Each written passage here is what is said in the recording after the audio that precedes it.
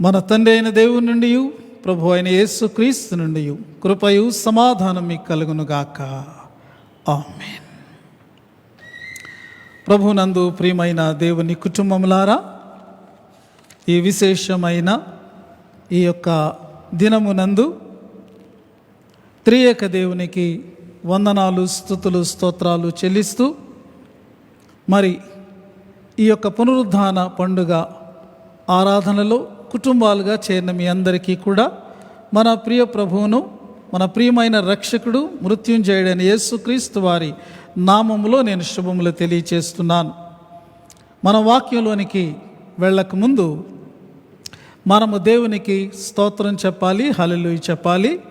కాబట్టి క్రీస్తు నేడు లేచెను అని నేను చెప్పినప్పుడు అందరూ కూడా హల్లెలూయా అని చెప్పాలి.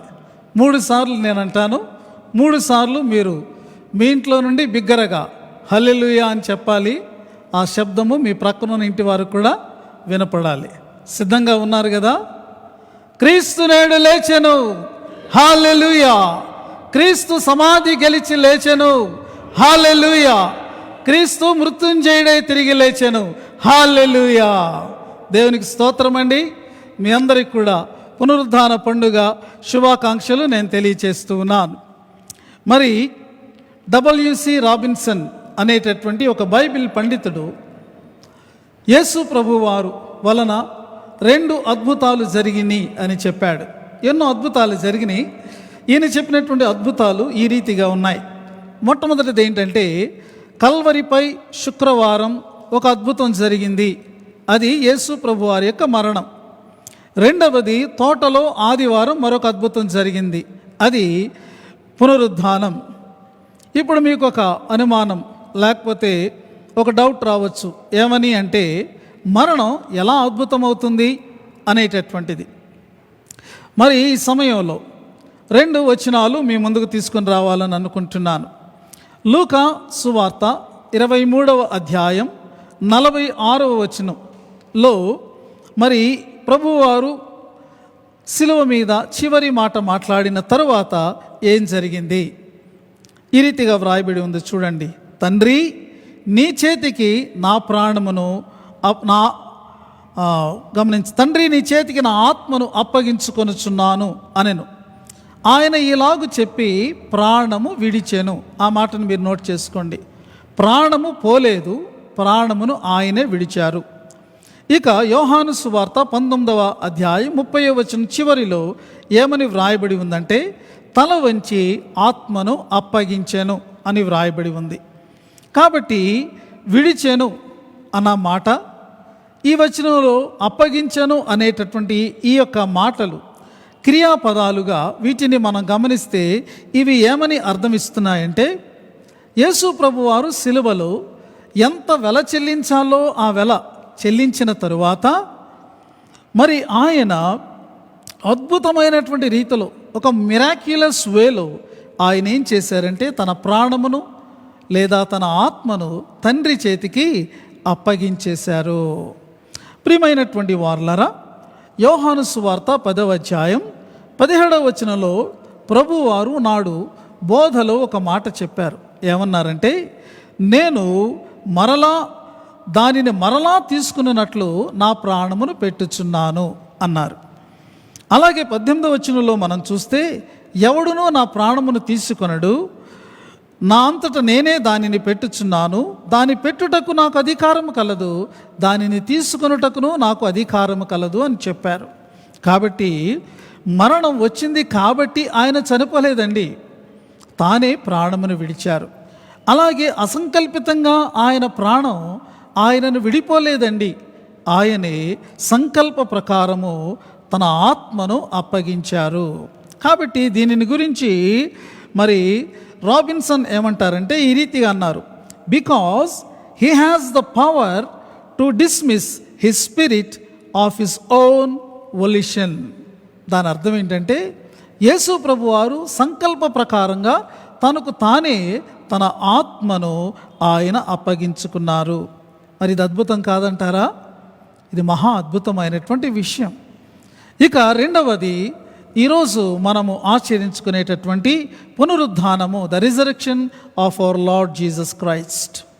మనము ఈ దిన సువార్త లేఖంలోనికి వెళ్ళినప్పుడు అక్కడ మనం గమనించేటటువంటిది ఏంటంటే, ఆ ఆదివారం పెందల కడనే మగ్దలేని మరియా, అలాగే యాకోబు తల్లి అయిన మరియా, సలోమి వీరు బయలుదేరారు.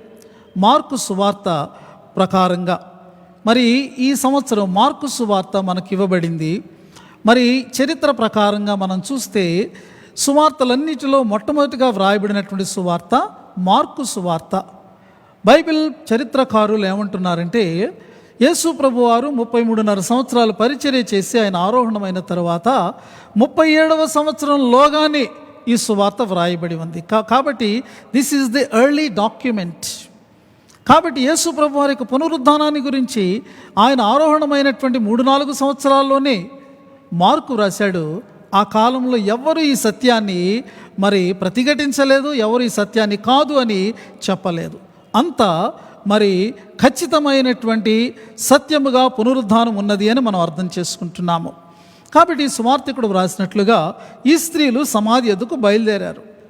వారు ఆయన దేహానికి పూయడం నిమిత్తము సుగంధ ద్రవ్యాలను కొనుక్కున్నారు, వాటిని సిద్ధపరుచుకున్నారు.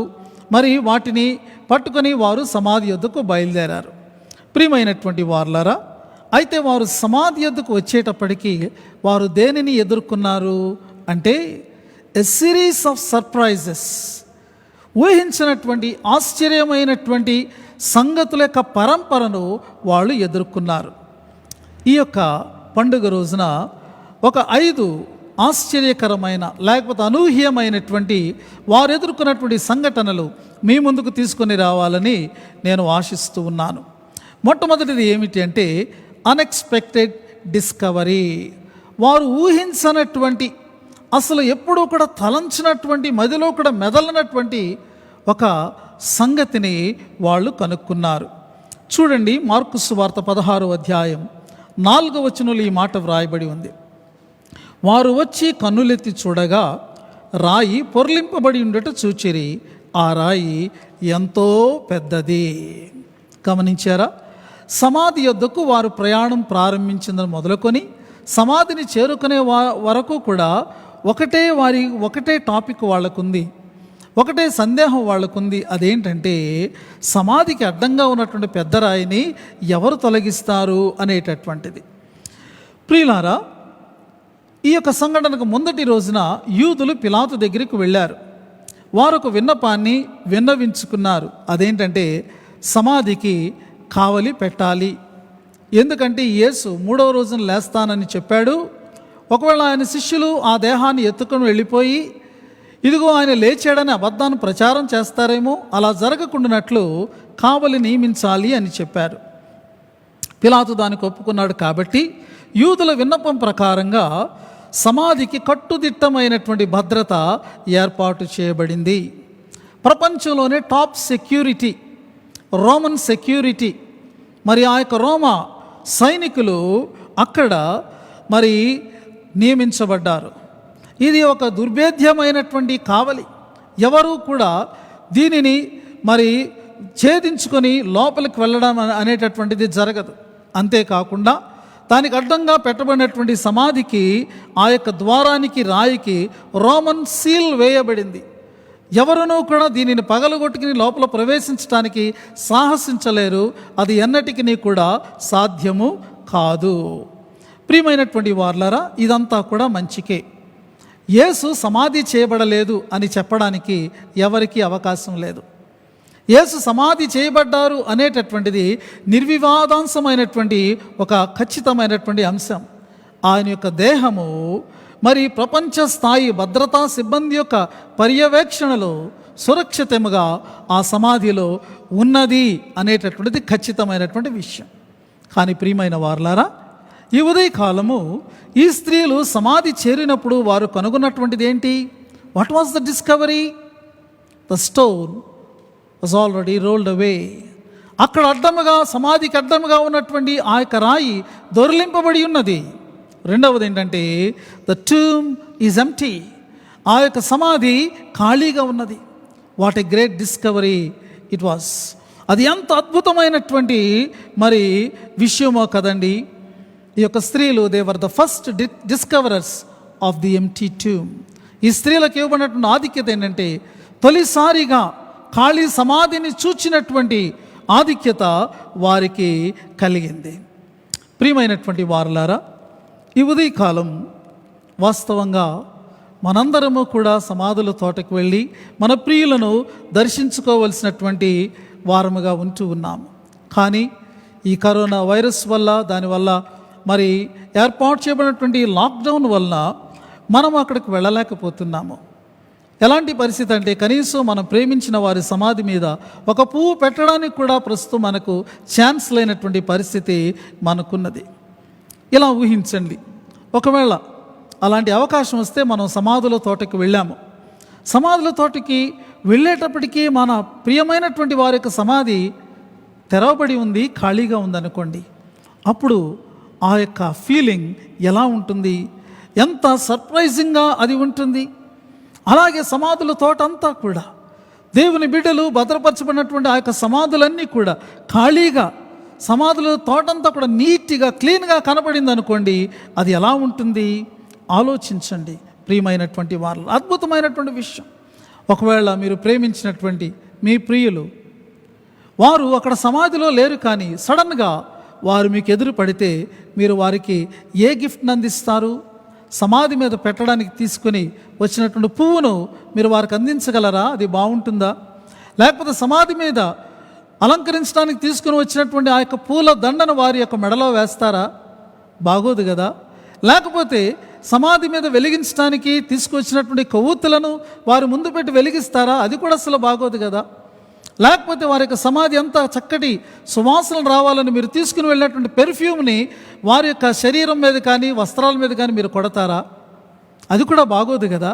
అవన్నీ కూడా చనిపోయినటువంటి వారికి మనం చేసేటటువంటి విషయాలు. ఒకవేళ మరణించినటువంటి పరిశుద్ధులు మీ ప్రియులు లేచినట్లయితే మీరు వారికి ఏ గిఫ్ట్ ఇస్తారు? ఏదైనా మనం గిఫ్ట్ ఇచ్చినప్పుడు అవతల వాళ్ళు నిండుగా సంతోషించాలి అనేటటువంటి ఆశ మనకుంటుంది. అది వారిని సంతోషపరచాలి అనే ఆశ మనకుంటుంది. ఒకవేళ మరణించినటువంటి మన ప్రియులు దేవుని భక్తులైతే, ప్రార్థనాపరులైతే, దేవుని విశ్వాసంలో జీవించి మరణించిన వారైతే వారు ఎలా సంతోషిస్తారో తెలుసా? మీరు కూడా భక్తి జీవితం జీవిస్తూ ఉంటే, మీరు కూడా పరిశుద్ధంగా జీవిస్తూ ఉంటే, మీరు కూడా దేవుని యొక్క స్పృహ కలిగి మరి దేవుని యందు జీవిస్తూ ఉంటే అంతకంటే మించినటువంటి గిఫ్ట్ ఏది కూడా ఉండదండి. ఆ స్త్రీలు ఆ దినాన కనుక్కున్నటువంటిది ఎంప్టీ టూమ్, అన్ఎక్స్పెక్టెడ్ డిస్కవరీ. రెండవది మనం చూసినప్పుడు మరొక సర్ప్రైజ్ ఏంటంటే అన్ఎక్స్పెక్టెడ్ సీన్. వారికి ఒక ఊహించినటువంటి దృశ్యం కనబడింది. మరలా మార్కు సువార్త 15వ అధ్యాయం 5వ వచనం చూడండి. అప్పుడు వారు సమాధిలో ప్రవేశించి తెల్లని నిలువటంగి ధరించుకుని ఉన్న ఒక పడుచువాడు కుడివైపున కూర్చుండట చూచి మిగుల కలవరపడిరి. చూసారా, అక్కడ డెడ్ బాడీ లేదు, మృతదేహం లేదు. సమాధిలోనికి వారు వెళ్ళేటప్పటికీ మృతదేహం లేదు, కానీ అక్కడ సజీవుడైనటువంటి ఒక వ్యక్తి కనబడుతూ ఉన్నాడు. అతడు యవనస్తుడు, అతడు తెల్లని నిలువటంగి ధరించుకొని ఉన్నాడు. ప్రియమైనటువంటి వార్లారా, అక్కడ మరి ఏ యొక్క శవం కూడా లేదు, ఆ సమాధి ఖాళీగా ఉంది. ఈ సమాధి అసలు ఎవరిది అని మనం ఆలోచన చేస్తే మనందరూ కూడా తెలుసు, ఇది అరిమతయి యోసేపు అనేటటువంటి వ్యక్తికి సంబంధించినటువంటిది. ఇతడు సమాజంలో మంచి సాక్ష్యాన్ని కలిగిన వాడుగా ఉన్నాడు.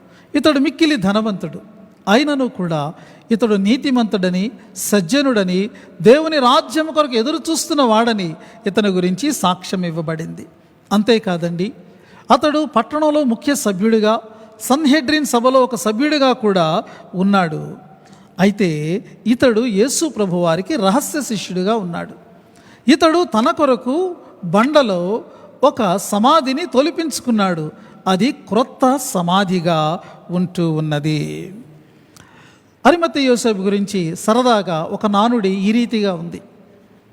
అరిమతయి యోసేపును ఒకరు అడిగారట, ఏమనంటే, యోసేపు, ఏమిటి నీ కొరకు నీవు తొలిపించుకున్నటువంటి ఆ క్రొత్త సమాధి, బండలో ఎంతో చక్కగా తొలిపించుకున్నటువంటి ఆ యొక్క సమాధిని ఆ యేసు ప్రభు దేహాన్ని పెట్టడానికి ఇచ్చేవేంటయ్యా అని అడిగారంట.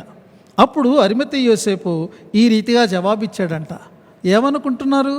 ఆయన దానిని ఆక్రమించుకొని ఎల్లకాలం అక్కడే ఉండిపోతాడు అనుకుంటున్నారా మీరు? లేదండి, 3వ రోజున ఆయన ఎలాగో ఖాళీ చేసి వెళ్ళిపోతాడు.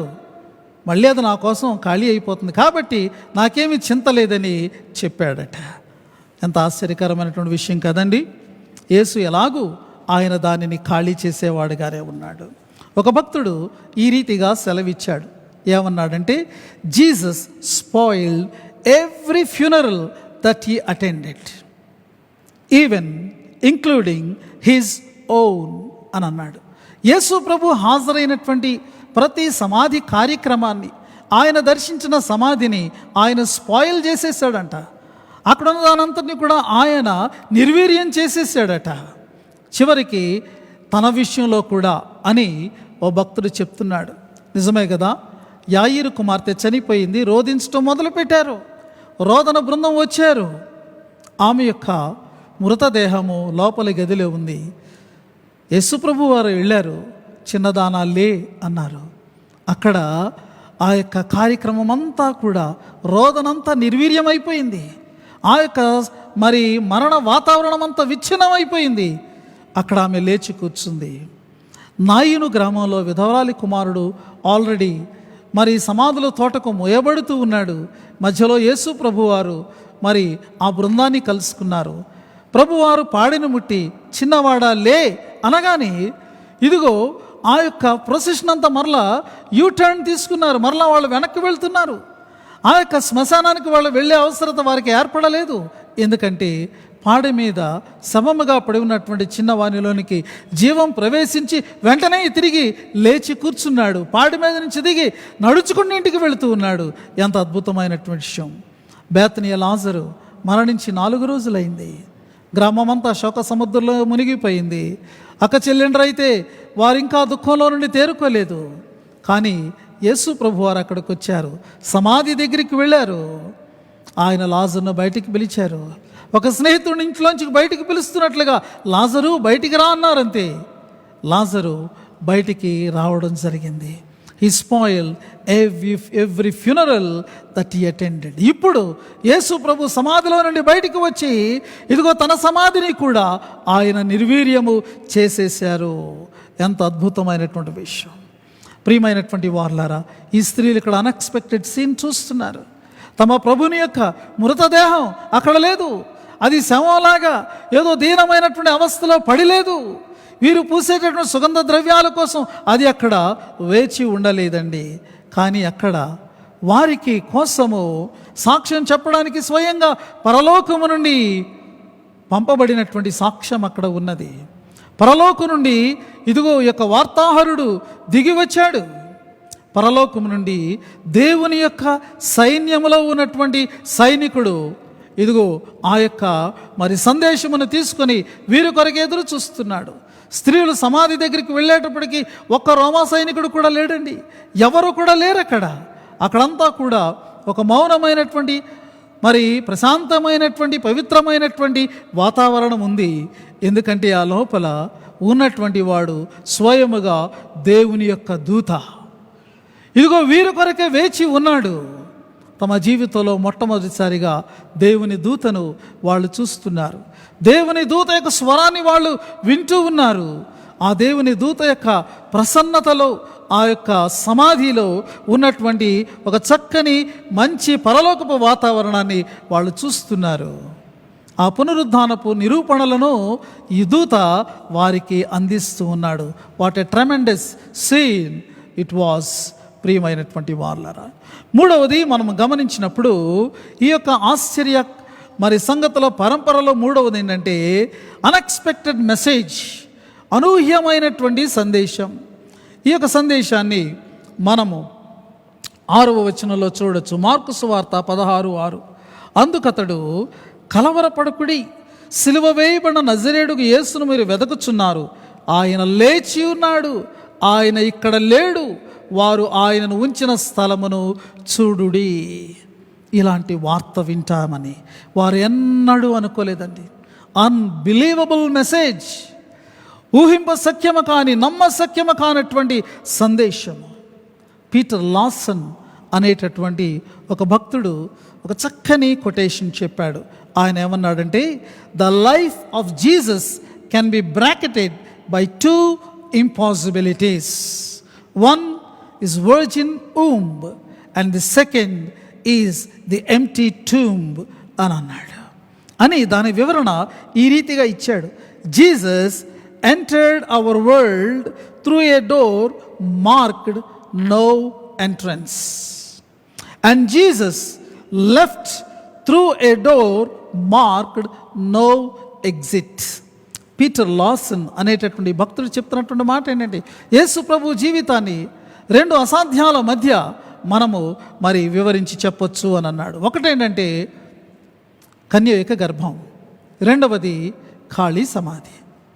యేసు ప్రభు వారి ఈ లోకంలోనికి మరి నో ఎంట్రన్స్, ప్రవేశము లేదు అనే ద్వారము గుండా ఈ లోకంలోనికి ఆయన ప్రవేశించారంట. అది కన్య గర్భం, వర్జిన్ వూంబ్. రెండవది యేసు ప్రభు వారు ఆయన బయటికి వచ్చినప్పుడు నో ఎగ్జిట్ అనేటటువంటి, బయటకు దారి లేదు, మార్గము లేదు అనేటటువంటి బోర్డు ఉన్నటువంటి ద్వారము గుండా ఆయన బయటికి వచ్చాడంట. That is the empty tomb. ఎంత అద్భుతమైనటువంటి విషయం అండి. ఇదిగో ఇది చాలా గొప్ప సందేశం. ఇదిగో మీరు ఇక్కడ ఆయనను వెతుకుతున్నారు. మీకున్నటువంటి ప్రేమను బట్టి, ఆయన మీద ఉన్నటువంటి భక్తిని బట్టి, అభిమానాన్ని బట్టి మీరు ఆయన దేహానికి సుగంధ ద్రవ్యాలు పుయ్యాలని సిద్ధపరచుకుని మరీ వచ్చారు, ఆతృతతో వచ్చారు. కానీ ఓ ప్రియమైనటువంటి భక్తురాళ్ళారా, ఆయన ఇక్కడ లేడండి. ఆయన లేచిపోయి ఉన్నాడు. ఆయన ఇప్పుడు సజీవుడుగా ఉన్నాడు. కావాలంటే చూడండి, సమాధి ఖాళీగా లేదా? ఇదిగో ఈ వస్త్రాలు ఇక్కడ లేవా? ఇదిగో ఇదంతా ప్రశాంతంగా లేదా? ఇక్కడ ఏ విధమైనటువంటి మరణపు వాసన లేదు. శ్మశాన సంబంధమైనటువంటి గుర్తులేమీ కూడా ఇక్కడ లేవు. ఆయన లేచి ఉన్నాడు. Tremendous message they have heard in their life for first time. 4వ విషయానికి వెళదాం. ఈ యొక్క ఆశ్చర్యాల పరంపరలో 4వది ఏంటంటే అన్ఎక్స్పెక్టెడ్ మిషన్. ఒక అనూహ్యమైనటువంటి బాధ్యత, పని వారికి అప్పగించబడింది. మార్కు సువార్త 16వ అధ్యాయం 7వ వచనంలో ఈ మాట వ్రాయబడి ఉంది. మీరు వెళ్ళి ఆయన మీకంటే ముందుగా గలిలయలోనికి వెళ్ళుచున్నాడనియు, ఆయన మీతో చెప్పినట్టు అక్కడ మీరు ఆయనను చూతురనియు ఆయన శిష్యులతోనూ పేతురుతోనూ చెప్పండి. చూసారా, వారు ఊహించినటువంటి పని, బాధ్యత వారికి అప్పగించబడింది. ఇప్పుడు వాళ్ళు వెళ్ళి అందించవలసినటువంటి సమాచారం ఏంటంటే, యేసు ప్రభు లేచిపోయారు, మరణాన్ని జయించి లేచిపోయారు, ఆయన గలిలోనికి వెళుతున్నారు. ఇదిగో మరి మీతో చెప్పినట్టుగా ఆయన వెళుతున్నాడని, ఇదిగో స్త్రీలారా మీరు వెళ్ళి శిష్యులతోనూ పేతురుతోనూ చెప్పండి, ఇది మీకు ఇప్పుడు అప్పగించబడుతున్నటువంటి పని అని వారికి ఆ బాధ్యత అప్పగించబడింది. It is too good to believe. నమ్మడానికి శక్యము కానటువంటి యొక్క సందేశాన్ని చెబితే ఎవరైనా నమ్ముతారా? మా మాటలు ఎవరైనా నమ్ముతారా? ఇవి నమ్మకానికి మించినటువంటివిగా, మానవ మేధస్సుకు మించినటువంటివిగా, మానవ అనుభవానికి, తరతరాల మానవ చరిత్రకు అందనటువంటి విషయాలుగా ఉన్నాయి. ఎందుకంటే తొలి మానవుడి నుండి ఇప్పటి వరకు ప్రతి వారు పుడుతున్నారు, చనిపోతున్నారు, అంతే తప్ప చనిపోయిన తర్వాత వారి విషయాలు, వివరాలు మనకు తెలియవు. కానీ ఇక్కడ ఈయన లేచి ఉన్నాడు. ఈ సందేశము ఎంత అమూల్యమైనది. This is a brand new message. లోకం ఎప్పుడు విననటువంటి ఒక నవనూతనమైనటువంటి ఒక గొప్ప సందేశము ఇది. ప్రియమైనటువంటి వారలారా, పౌలు రాస్తూ ఉన్నాడు కొరింథీయులకు మొదటి పత్రిక 15వ అధ్యాయం 3-4 వచనాలు ఈ మాటలను పొందుపరిచాడు. లేఖనముల ప్రకారం క్రీస్తు మన పాపముల కొరకు మృతి పొందెను, సమాధి చేయబడెను, లేఖనముల ప్రకారము 3వ దినాన లేపబడ్డాడు. This is the message. This is the message of life. ఇది జీవ సందేశం, మనుషుల్లోనికి జీవాన్ని నింపగలిగినటువంటి సందేశం, ఈ లోకంలో జీవించడానికి అర్థాన్ని ఇచ్చేటటువంటి సందేశం. ఈ లోకం దాటిన తర్వాత కూడా ఇదిగో నీకు ఏ భయము లేదు అని చెప్పగలిగేటటువంటి జీవపు సందేశమై ఉన్నది. మరి యొక్క స్త్రీలకు గొప్ప ఆధిక్యత ఇవ్వబడింది. They have become the first carriers of this message of life. ఈ నూతన జీవము, ఈ జీవన గురించినటువంటి సందేశాన్ని మోసుకుని వెళ్ళేటటువంటి బాధ్యత మొట్టమొదటిగా ఈ యొక్క స్త్రీలకు అందించబడినట్లు మనము చూస్తూ ఉన్నాము. మనకు కూడా ఆ గొప్ప బాధ్యత, భాగ్యము ఇప్పుడు అందించబడుతూ ఉన్నది. ఇక చివరిగా మనం చూసినప్పుడు ఈ ఆశ్చర్యముల యొక్క పరంపరలో చివరిది ఏమిటంటే అన్ఎక్స్పెక్టెడ్ ఎక్స్పీరియన్స్. 8వ వచనాన్ని మనం చూసినప్పుడు, వారు బయటకు వచ్చి విస్మయమునుంది వణకుచు సమాధి యొద్ద నుండి పారిపోయేరి. వారు భయపడినందున ఎవనితో ఏమీ చెప్పలేదు. మార్కు సువార్త 16వ అధ్యాయం 8వ వచనం. ప్రియమైనటువంటి వారులారా, మరి వారు సమాధిలోనికి వెళ్ళారు, సమాధిలో నుండి బయటకు వచ్చారు. లోపల వారికి సందేశం ఇచ్చినటువంటి దూత తప్ప ఏమీ వారికి కనబడలేదు. వారి యొక్క చేతుల్లో వారు తీసుకుని వచ్చినటువంటి సుగంధ ద్రవ్యాలు అవన్నీ కూడా అలాగే ఉన్నాయండి. కానీ ఇప్పుడు వారు చూచిన సంగతులు, వారు వినినటువంటి సంగతులు వారికి ఎంత విస్మయాన్ని, ఎంత కలవరాన్ని, ఎంత మరి అయోమయ పరిస్థితిని కలిగించినవి అంటే వారు ఒక రకంగా మరి తమ్మును తాము మర్చిపోయారండి. వణుకుచు భయముతో వారు సమాధి వద్ద నుండి వారు వెళ్ళిపోయారు అనేటటువంటి విషయం మనం చూస్తూ ఉన్నాం. ఎందుకంటే ఇదెప్పుడు కూడా ఊహించినటువంటి సంగతి. ఒకవేళ ఆ స్థానంలో మనం ఉంటే మనము కూడా ఇంకా అధికంగా కలవరపడిపోయే వాళ్ళమేమో, ఇంకా అధికంగా మనం అయోమయమైనటువంటి పరిస్థితిలో మనం పడిపోయే వాళ్ళమేమో. వారి యొక్క మైండ్ ఒక రీతిగా బ్లాంక్ అయిపోయింది అని మనం అనుకోవాలి. అందుచేత ఇదిగో మనలా వాళ్ళు కూల్ అయ్యే వరకు, ఈ యొక్క సత్యాలన్నీ డైజెస్ట్ చేసుకునే వరకు వారు ఎవరితో ఏమీ చెప్పలేకపోయారు. ఈ మాటకి అర్థం ఎప్పటికీ ఇంకెవరికి ఏం చెప్పకుండా ఉండిపోయారని కాదు. వారు నిమ్మళపడే వరకు ఈ సత్యము వారిలో చక్కగా అది మరి అడ్జస్ట్ అయ్యే వరకు కూడా వాళ్ళు ఉన్నారు. వారు తప్పకుండా తరువాత బయటికి వెళ్ళి ఈ సత్య సువార్తను వాళ్ళు ప్రకటించారు. యేసు ప్రభు వారి యొక్క పునరుత్థానాన్ని మనం చూసినప్పుడు ఇది series of surprises filled with unexpected things. మనం యేసు ప్రభుని ఎదుర్కొంటే మన జీవితం కూడా అలాగే సర్ప్రైజ్ వెంబడి సర్ప్రైజ్, అన్ఎక్స్పెక్టెడ్ థింగ్స్ తర్వాత అన్ఎక్స్పెక్టెడ్ థింగ్స్ అన్నీ కూడా మన ఆశ్చర్యపరిచి ఆనందపరిచేటటువంటివేనండి. మరి ఇలాంటి పరిస్థితుల్లో ప్రభుని మనం ఆరాధించుకుంటున్నాం. ఆ గొప్ప దేవుణ్ణి, మరణించి తిరిగి లేచిన ప్రభువును మనం ఆరాధించుకుంటున్నాం. ప్రియమైనటువంటి వారులారా, ఈ యొక్క పరిస్థితిలో మన చుట్టూ ఉన్నటువంటి భయముతో నిండి ఉన్నటువంటి ప్రపంచానికి మనం అందించగలిగే సందేశం ఏమిటి? ఒక క్లిప్పింగ్లో నేను చూశాను. కరోనా వైరస్ వల్ల ఒక వ్యక్తి సింగపూర్లో చనిపోయాడు. ఆయన భార్య, బిడ్డలు భారతదేశంలోనే ఉన్నారు. ఇప్పుడు ప్రయాణ సాధనాలు లేవు, కలుసుకునే అవకాశం లేదు. కేవలము వీడియోలో అతని అంత్యక్రియలను అతని భార్య, బిడ్డలు చూశారట. ఎంత విషాదకరమైనటువంటి పరిస్థితి కదండి. కనీసం చివరి చూపు కూడా నోచుకోలేనటువంటి పరిస్థితి. ఇది కొన్ని వందల వేల సంఖ్యలో ఒక కేసు అండి. ఎంతమంది అలా మరణిస్తున్నారో మనం ఊహించగలమా? ప్రియమైనటువంటి వారులారా, ఈరోజు వాక్యాన్ని వింటున్నటువంటి మీరు కూడా కోల్పోయిన మీ ప్రియులను తప్పకుండా మీరు జ్ఞాపకం చేసుకుంటూ ఉంటారు. ఆ విషయం నాకు తెలుసు. మీకు ప్రియమైనటువంటి మీ తల్లి జ్ఞాపకం వస్తూ ఉండొచ్చు, మీ ప్రియమైనటువంటి మీ తండ్రి మీకు జ్ఞాపకం వస్తూ ఉండొచ్చు, మీ ప్రియమైనటువంటి భర్త లేకపోతే మీ ప్రియమైన భార్య, మీరెంతో ప్రేమించిన మీ కుమారుడు లేకపోతే మీ కుమార్తె, మీ స్నేహితుడు లేకపోతే మీకు సహాయం చేసినవాడు తప్పక జ్ఞాపకం వస్తూ ఉంటారు. ఆ వెలితి, దుఃఖము ఖచ్చితంగా మీలో ఉన్నాయి. అవి వెళ్ళిపోయాను నేను అంటం లేదు, కానీ ఈ యొక్క సందేశము మనకు ఊరటనిచ్చేటటువంటి సందేశం. ప్రియమైన వారులారా, ఒక చిన్న ఎగ్జాంపుల్ నేను చెప్పి ముగించాలని కోరుకుంటున్నాను. మరి ఇంగ్లాండ్లోని ఆక్స్ఫర్డ్లో ఇమాన్యుయల్ కాలేజ్ అనేటటువంటి కాలేజీలో డాక్టర్ ఆఫ్ డివినిటీ చేసినటువంటి ఒక గొప్ప బైబిల్ శాస్త్ర పండితుడు గ్యారీ హెబర్మాస్, ఈయన గురించి నేను మీకు చెప్పాలని అనుకుంటున్నాను. గ్యారీ హెబర్మాస్ మంచి భక్తుడు. మరి దేవుని యొక్క వాక్యములో ఆయన మరి పండితుడిగా ఉంటూ ఉన్నాడు. ఒకసారి ఒక టాపిక్ మీద అతడు డిబేట్ చేయాల్సి వచ్చింది. ఆ టాపిక్ పేరేంటంటే, did Jesus rise from the dead? Yesu వాస్తవంగా మరణం నుండి తిరిగి లేచాడా?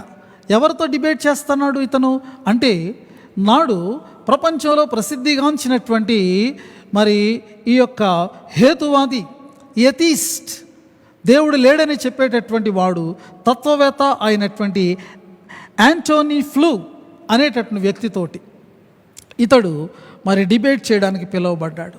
ఆ డిబేట్లో 5 జడ్జెస్ని ఏర్పాటు చేసుకున్నారు. ఈ 5 జడ్జెస్ కూడా ప్రపంచంలో వివిధమైనటువంటి యూనివర్సిటీలో ప్రముఖమైనటువంటి ఫిలాసఫర్స్గా వాళ్ళు ఉంటూ ఉన్నారు. వాళ్ళ సమక్షంలో వీళ్ళిద్దరూ కూడా డిబేట్ చేసుకోవడం మొదలుపెట్టారు. డిబేట్ ఆరంభమైంది, డిబేట్ కంప్లీట్ అయింది. డిబేట్ అయిన తర్వాత మరి ఆ జడ్జెస్లో 4 జడ్జెస్ ఏమన్నారంటే, ఇదిగో గ్యారీ హెబర్మాస్ గెలిచాడు. ఎందుకంటే అతడు మరి ఏ సాక్ష్యాలనైతే ఉంచాడో ఆ సాక్ష్యాలు ఖచ్చితంగా యేసు ప్రభువు లేచాడని నిరూపిస్తున్నాయి అని వాళ్ళు తేల్చారు. ఒక జడ్జి మాత్రం ఇదిగో ఈ యొక్క డిబేట్ డ్రా అయింది అని చెప్పాడు. మొత్తం మీద మరి యాంటోనీ ఫ్లూ మాత్రము గెలవలేదు. ఈ గ్యారీ హెబర్మాస్ సుమారు పునరుత్థానం మీద 7 పుస్తకాలను ఆయన వ్రాయడం జరిగింది. ఈ వ్యక్తిని గురించి తెలుసుకున్నటువంటి ఒక ప్రముఖ జర్నలిస్ట్, ఆయన పేరు లీ స్ట్రోబెల్. ఆయన ఏం చేశాడంటే, తప్పకుండా నేను గ్యారీని కలుసుకోవాలి, పునరుద్ధానాన్ని గురించి నేను ఇంకా తెలుసుకోవాలి. ఎందుకంటే లీ స్ట్రోబెల్ దేవుణ్ణి వెతుకుతున్నాడు. యేసు ప్రభు సత్యమా కాదా అనేటటువంటి దానిని పరిశోధనాత్మకంగా అతడు పరిశీలన చేస్తున్నాడు. కాబట్టి గ్యారీ హెబర్మాస్ను కలుసుకున్నాడు. వాళ్ళు చాలా సంగతులు బైబిల్లో నుండి ఇంకా అనేకమైనటువంటి వాటిలో నుండి మాట్లాడుకున్నారు. లీ స్ట్రోబెల్ ఒప్పించబడుతూ ఉన్నాడు. చివరిగా లీ స్ట్రోబెల్ ఒకటి అడిగాడు, అయ్యా గ్యారీ గారు, మీరు ఇప్పుడు బైబిల్లో నుండి ఎన్నో విషయాలు మాట్లాడారు. మీ యొక్క మరి ఈ యొక్క అనుభవంలో నుండి, అంటే ఈ వాక్యాన్ని చెప్పే అనుభవం లేకపోతే బోధించే అనుభవంలో నుండి ఎన్నో విషయాలు మీరు చెప్పారు. కానీ పర్సనల్గా మీ యొక్క ఒపీనియన్ చెప్పండి. రిజరెక్షన్ మీద వాస్తవంగా వీటన్నిటిని శాస్త్రాలన్నీ పక్కన పెట్టి ఒక సాధారణమైనటువంటి వ్యక్తిగా మీరు రిజరెక్షన్ గురించి మీ ఒపీనియన్ లేకపోతే మీ ఎక్స్పీరియన్స్ ఏంటి అని అడిగినప్పుడు గ్యారీ గారు ఆయన చాలా ఒక మృదువైనటువంటి మరి రీతిగా ఆయన మారిపోయి ఇలా చెప్పడం మొదలుపెట్టాడు. లీ, 1995లో జరిగినటువంటి సంఘటన నేను నీకు చెప్పాలని నేను అనుకుంటున్నాను. 1995లో ఏం జరిగింది? నేను ఇంటిలో అలా కూర్చుని ఉన్నాను, క్రింద హాల్లో. పైన అప్స్టైర్లో నేనెంతో ప్రేమించినటువంటి నా భార్య, ఆమె పేరు డెబ్బీ, కడుపు క్యాన్సర్తో మరణంతో ఆమె పోరాడుతూ ఉంది. కొన్ని వారాలు మాత్రం పోరాడి మరణించింది. కానీ అలా పోరాడుతూ ఉన్నప్పుడు క్రింద నేను అలాగ హాల్లో కూర్చుని ఉన్నాను. అప్పుడప్పుడు నా స్టూడెంట్స్ ఫోన్ చేస్తూ ఉండేవారు. ఒక స్టూడెంట్ ఫోన్ చేసి ఈ రీతిగా అన్నాడు, సార్, ప్రొఫెసర్ గారు, గ్యారీ గారు, at a time like this aren't you glad about the resurrection అని అడిగాడు. అయ్యా, ఇలాంటి మరి విపత్కరమైన రోగకరమైనటువంటి పరిస్థితులలో పునరుద్ధానం మీకు సంతోషాన్ని ఇవ్వడం లేదా అని ప్రశ్నించాడు. నిజమే, నా స్టూడెంట్స్ నన్ను చీరప్ చేయడానికి అప్పుడప్పుడు ఇలాగా ఫోన్ చేస్తూ ఉండేవారు. కానీ ఈ ఫోన్ కూడా అలా నన్ను చీరప్ చేయడానికేనే నాకు అర్థమైంది. అయితే కేవలము ఏదో నన్ను సంతోషపరిటి ఊరట కలిగించడం మాత్రమే కాదు, కానీ అది నిజంగా పనిచేసింది, ఇట్ వర్క్డ్ అని అన్నాడు. అని ఈ రీతిగా చెప్తున్నాడు. యోబుకి ఎన్ని కష్టాలు వచ్చినాయి. ఇప్పుడు యోబు పరిస్థితి నా జీవితంలో ఉంది. యోబు దేవుడిని ఎన్నో ప్రశ్నలు వేశాడు. ఒకవేళ దేవుడు కనపడితే నేను కూడా దేవుడిని ఈ రీతిగా ప్రశ్నించాలని అనుకుంటున్నాను. అయితే దేవుడు ఆ ప్రశ్నకి ఏం సమాధానం ఇస్తాడు? నేను ఊహించుకుంటున్నాను. దేవుడు నాకు కనపడ్డాడు. దేవా, ఏమిటి పరిస్థితి? నేను నిన్ను నమ్ముకున్నాను, నా భార్య నిన్ను నమ్ముకుంది, ఆమె ఇప్పుడు ఆ మరణ పడక మీద మరణంతో పోరాడుతూ ఉంది, క్యాన్సర్తో ఉంది. దేవా, ఏంటి నీ సమాధానం అంటే దేవుడు ఏమైనా సమాధానం ఇస్తాడో తెలుసా? దేవుని యొక్క సమాధానం నాకేమైనా వినబడిందో మీకు తెలుసా? లీతో చెప్తున్నాడు గ్యారీ, ఈ రీతిగా దేవుడు అన్నారంట, గ్యారీ, నా కుమారుణ్ణి నేను మరణం నుండి లేపలేదా? గ్యారీ అంటున్నాడు, దేవా తండ్రి, ఆ విషయం నాకు తెలుసు, నేను దాని మీద పుస్తకాలు కూడా వ్రాసాను, డిబేట్లు కూడా చేశాను. కానీ నీ కుమారుని గురించి నేను అడగడంలా, నా భార్య అయిన డెబ్బీ గురించి నేను అడుగుతున్నాను. ఏంటి నీ సమాధానం? మరలా దేవుని సమాధానం, గ్యారీ, నా కుమారుణ్ణి నేను మరణం నుండి లేపలేదా?